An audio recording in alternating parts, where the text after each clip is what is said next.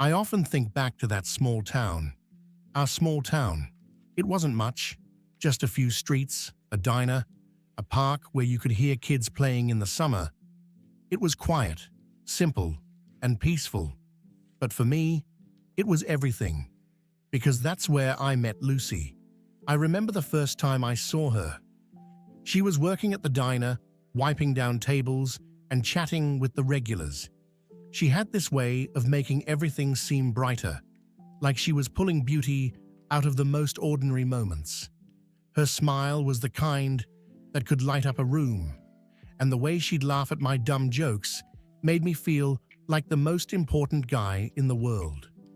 We spent hours together, just talking about life, about dreams. I was always the one thinking bigger, about moving to the city, chasing some kind of big career. Lucy, though, she was different. She saw beauty in the small things, the way the sun set over the horizon, the sound of the wind rustling through the trees. She loved our town, and in a way, I think I loved it too, because it was where I found her. We had this rhythm, the two of us. I worked at my dad's hardware store, she worked at the diner, and in the evenings, we'd meet up for milkshakes or just walk around the park. It was simple, but it was perfect. We'd talk about the future, about what we wanted to do. I'd talk about all the places I wanted to go, how I wanted to make something big of myself. Lucy, she'd talk about her dream of opening a bookstore or something that could serve the town, a place where people could gather, a space to help the community. But no matter what we said, we never really saw what was coming. Back then, I thought we had all the time in the world. I didn't realize how much that small town and Lucy would shape everything that came after. As time went on, my dreams started to get bigger. I couldn't shake the idea of moving to the city, making a name for myself. It was always in the back of my mind, like this pull I couldn't ignore. I wanted to be someone important, to do something that mattered, and I knew the small town wouldn't give me the chance to grow the way I needed. Lucy and I used to talk about it late at night, lying on the grass in the park, staring at the stars. She'd ask me what I really wanted, and I'd tell her all about my plans, how I wanted to work in a big company, travel, maybe even start my own business one day. But Lucy, she didn't want that. She wanted to stay here, in the town we grew up in. She wanted to be close to her family, to take care of her grandmother, and build something that would benefit the community. She didn't dream of big cities or career launches. She dreamt of making this small place better, of giving back to the people who had helped raise her. I remember the first time I brought it up seriously. I told her I had a job offer in the city, a real opportunity to get my career going, to do something that could change everything. I saw her face change just for a moment, like she was thinking about it. But then she smiled and said, "I'm happy here, Michael. I'm happy with what I'm doing." I think that's when I started to feel the distance, not because she didn't support me. I could tell she did, but because her happiness was tied to something I wasn't sure I could understand. I couldn't see myself staying here, not with my ambitions. But Lucy, she had everything she needed right where she was, and that wasn't something I could easily change. It didn't take long for the tension to start building between us. We were both clinging to our dreams, but they were taking us in completely different directions. I wanted more, and she wanted to stay. And somewhere in the middle, I think we both felt a little lost. It was hard to admit it, but I could feel it growing in me, this nagging feeling that we were on different paths, and I wasn't sure how much longer we could both hold on to what we had. The more I thought about it, the more I realized how different our futures were. It wasn't just about the job offer anymore. It was everything, where we saw ourselves in 5, 10 years. I kept thinking about the city, about all the opportunities waiting for me. But every time I looked at Lucy, I saw her rooted here, in this town, with no intention of leaving. I couldn't fault her for it. She had a responsibility to her grandmother, to the people in town who counted on her. But I felt trapped. The more I focused on my ambitions, the more I couldn't help but feel that staying in this town, staying with Lucy, meant giving up on my own dreams. There were moments when I'd bring it up. I'd talk about how the city could offer so much more, how it was where I needed to be, to grow, to achieve everything I'd ever dreamed of. She'd listen, but I could tell it wasn't really resonating with her, and that's when I started to notice the distance between us. It wasn't just in our conversations, it was in the way we looked at each other. Lucy's eyes, once so full of warmth and understanding, started to hold this sadness that I didn't know how to fix. She'd smile, but there was always a quiet tension in the air. She wasn't saying it, but I could feel she was hurt by the idea of me leaving. I tried to convince myself it was the right thing to do. I told myself she'd be fine, that she'd stay and keep doing the good work she was already doing. But every time I saw her, I couldn't shake the feeling that I was abandoning her. One night, we sat on the porch, the crickets chirping in the background. I looked at her, and it hit me. This was real. We weren't just dreaming anymore. We were standing at a crossroads, and there was no easy way to move forward. "You don't have to stay here for me, Michael," she said, her voice barely above a whisper. "If this is your chance, you should take it." I could hear the unspoken words in her voice, the resignation, the understanding that this wasn't just a decision about the future of our relationship. It was about the future of who we were becoming. I wanted to stay, but I also knew that wasn't what I needed. And deep down, I think Lucy knew that too. But it didn't make it any easier. It wasn't just one conversation that led to it. It was weeks, maybe even months, of silent tension building between us. We'd both try to pretend everything was fine, but deep down, we knew we were coming to an inevitable decision. One evening, I came over to her place, and the moment I walked in, I could feel it.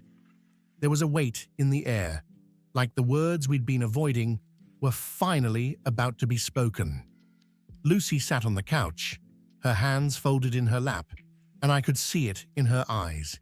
She already knew what I was going to say. "I think we need to talk," I said, my voice barely above a whisper.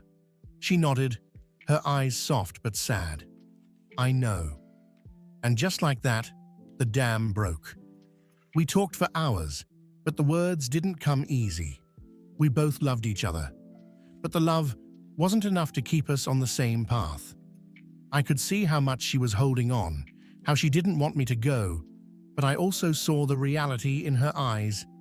She knew I had to go. She knew I couldn't stay here if I was ever going to be the person I wanted to be. "I don't want to hold you back," she said, her voice trembling. "But I can't come with you, Michael. I have to stay here. I have to stay with my family. My grandmother needs me. This town needs me." I could feel the ache in my chest.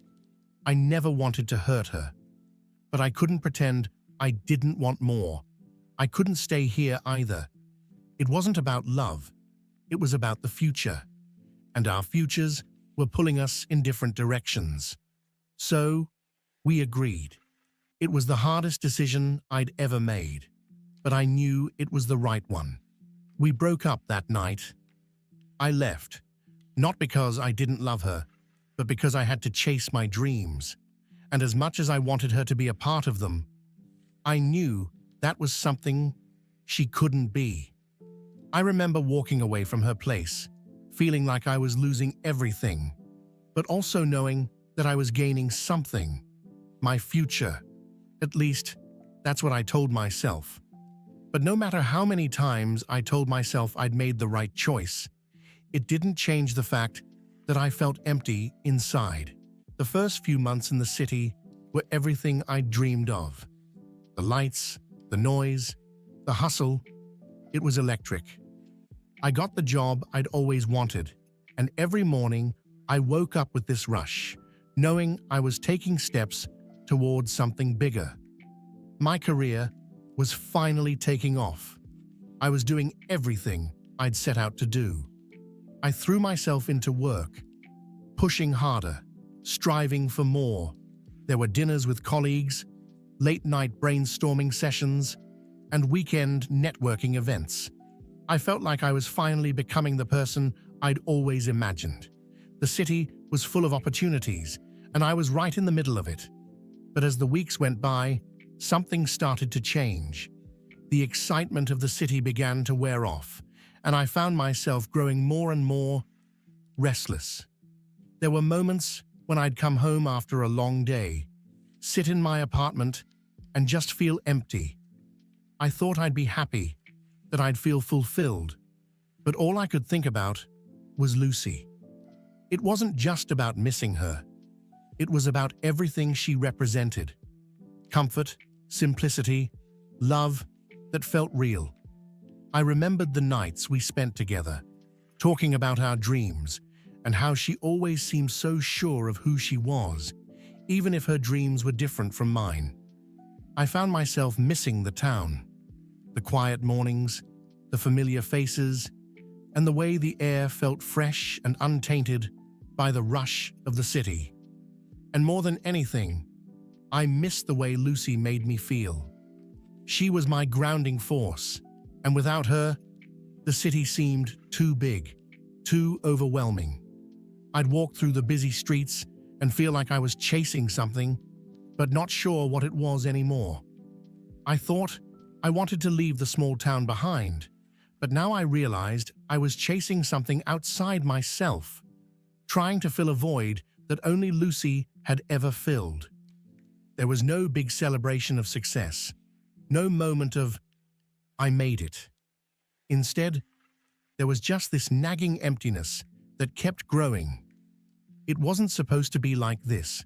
I had everything I thought I wanted, but I felt more lost than I ever had before. The emptiness in the city started to gnaw at me more with each passing day. I threw myself into my work, trying to ignore the feeling, but it was no use. I kept asking myself, is this really what I wanted? I'd moved to the city to chase a dream, but somewhere along the way, I lost sight of what truly mattered. I remember one night, sitting alone in my apartment, staring out at the skyline. The city looked beautiful, but it felt cold. The sound of traffic, the flashing lights, everything felt distant. And all I could think about was Lucy, the life I left behind. I missed her laugh. I missed the way we'd spend hours talking, not about big things, but the little things that made us who we were. And then it hit me. Maybe it wasn't the city I was missing. Maybe I wasn't missing a place at all. Maybe I was missing the connection I had with her, the one person who truly understood me. So I made a decision. I didn't know what I'd find when I returned, but I had to see it for myself. I needed to know if I could get back to the feeling of home, to that place where I felt whole again. I booked a flight back, not knowing what would happen, but knowing that staying in the city wasn't going to solve anything. I think part of me expected to feel like an outsider, that things had changed too much. But another part of me hoped that maybe, just maybe, I'd find the answers I was looking for. When I arrived back in town, it felt different. The streets were still familiar, but there was a kind of quiet energy in the air, like things had changed, even if just a little. I found myself driving slowly through the town, taking in the sights I had forgotten to appreciate. But there was something else I was searching for: Lucy. I went to the diner first, the place where we spent so many evenings together, but it was empty. The place felt quiet, almost like it had lost its heartbeat. No sign of Lucy. For a moment, I started to feel like I might have made a mistake. What if she had moved on?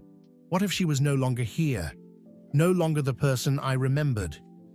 But then, as I passed the town square, I saw something that stopped me dead in my tracks. There, in front of an old, refurbished building, was a sign that read, Lucy's Community Bookstore and Cafe. I couldn't believe it. Lucy, a bookstore. She'd always talked about it, but I never thought she'd actually do it. It was the kind of dream she had always whispered about, one that seemed like it would always stay just that, an idea. I parked the car and walked toward the storefront, my heart racing. As I walked inside, the place was bustling with energy. There were people sitting at tables, reading books, chatting, and sipping coffee. The walls were lined with shelves of books, and there was a small stage in the back where local musicians played in the evenings. It was warm, inviting, and full of life. And in the middle of it all stood Lucy, greeting customers with the same smile that had always made me feel like the world was right. She saw me then, and for a moment, we just stood there, taking each other in.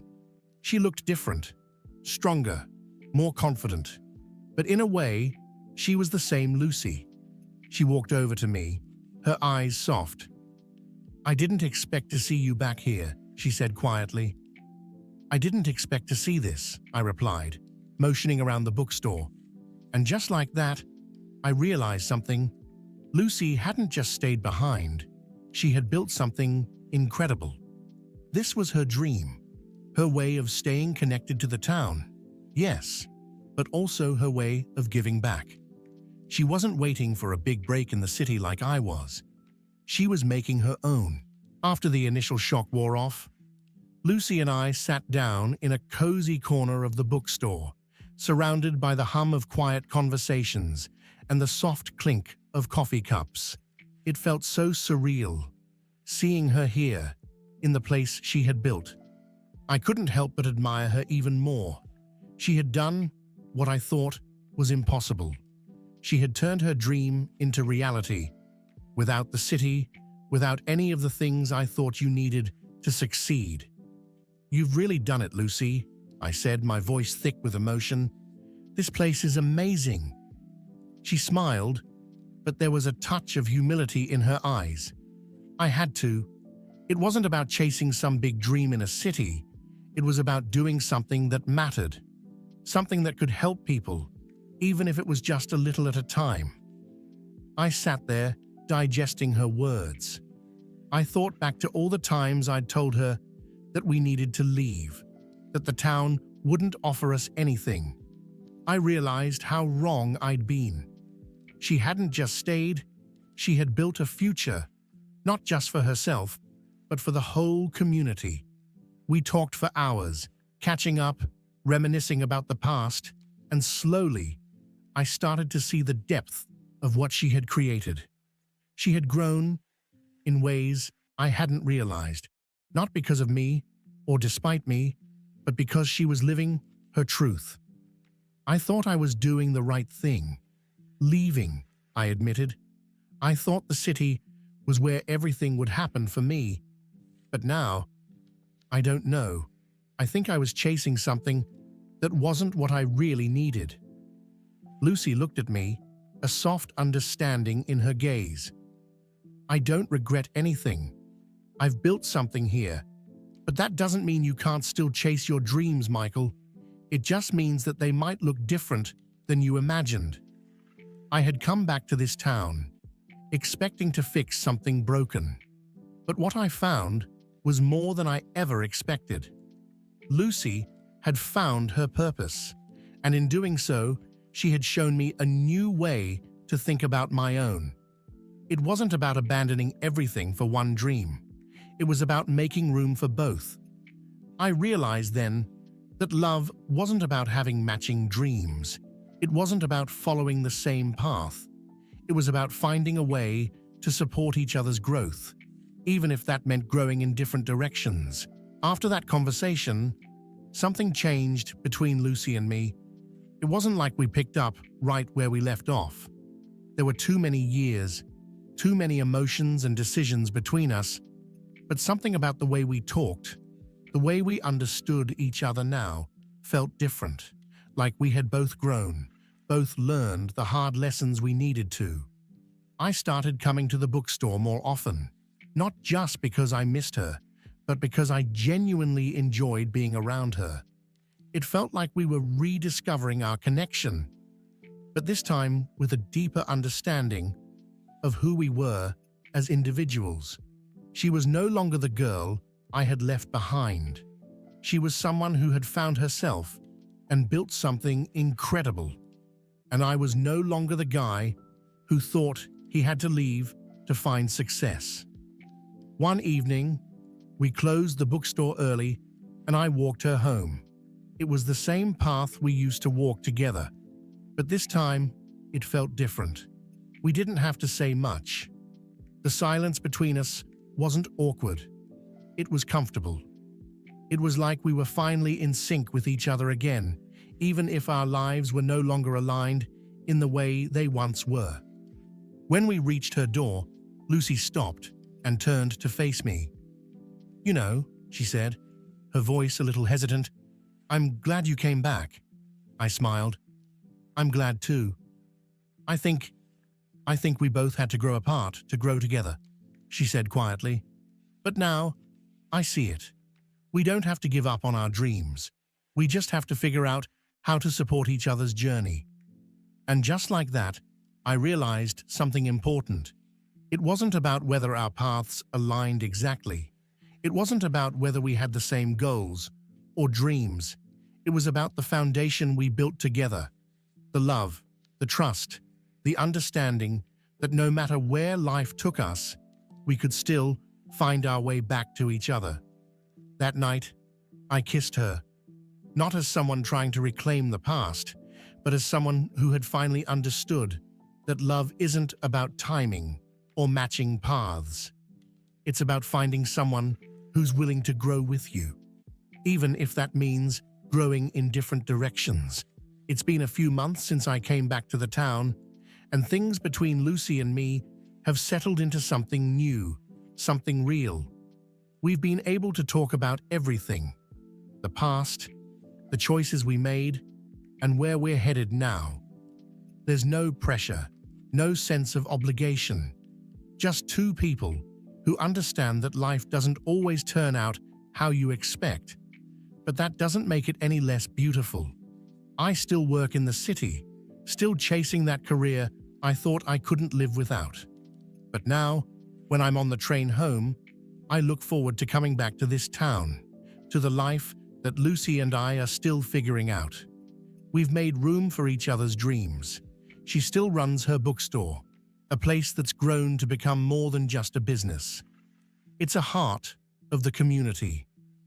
And I've learned that my dreams don't have to mean leaving everyone behind. One of the most surprising things I've learned is that success isn't about following a prescribed path. It's not about making it to the top and leaving everything else behind. It's about creating something meaningful where you are, whether that's in a big city or a small town.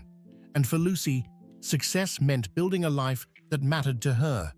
For me, it was about realizing that I didn't have to sacrifice the love I had for someone to achieve my career goals.